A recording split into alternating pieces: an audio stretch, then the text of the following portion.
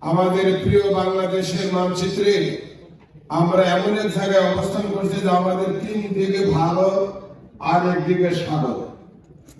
এমন একটি অবস্থানে আমরা আছি। আমাদের প্রতিবেশী ভারত, এরা আমাদের প্রতিবেশী হলেও তারা দীর্ঘদিনে প্রমাণিত হয়েছে যে ভারত আমাদের বাংলাদেশের মঙ্গল চায় না।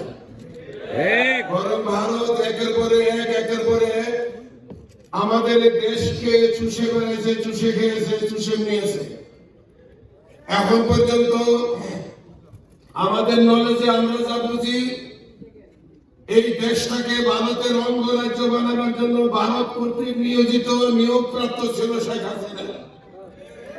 শেখ হাসিনা দেশের জন্য নয়, এই দেশটাকে ভারতের হাতে তুলে দেওয়ার জন্য যে প্রক্রিয়া দরকার, এই কাজের জন্য সে 2040 সালকে টার্গেট করেছিল। দেশের অফিস আদালতে সব জায়গায় ভারতের দালাল অথবা ডাইরেক্ট হিন্দুদেরকে বসে ভারত থেকে আমদানি করানো বসে দেশটাকে ভারতের অঙ্গরাজ্য বানানোর চেষ্টা করেছিল।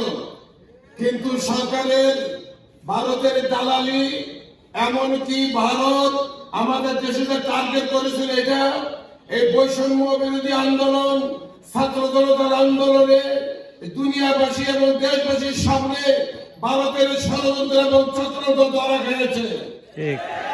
আমার ভাইয়েরা এখনো ভারত বসে নাই, বাংলাদেশের উপরে তারা আবার নজর দিচ্ছে। দেশের ভিতরে অরাজকতা সৃষ্টি পায়খানা করছে।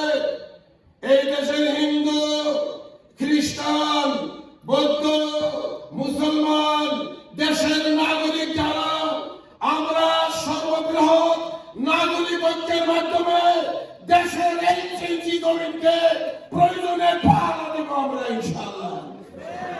আমার ভাইয়েরা, কেউ যদি ভারত থেকে এই দেশের দিকে চোখ দেয়, তাইলে চোখ খোলার জন্য আমিনের সামনে চোখ দেওয়ার জন্য কারা কারা রাজনীতি দেখতে চায়।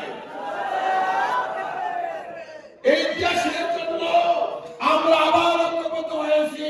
হব আমাদের রাজনৈতিক চিন্তা আলাদা, ধর্মীয় চিন্তা আলাদা, দেশের সাথে আমরা ঐক্যবদ্ধ আছি।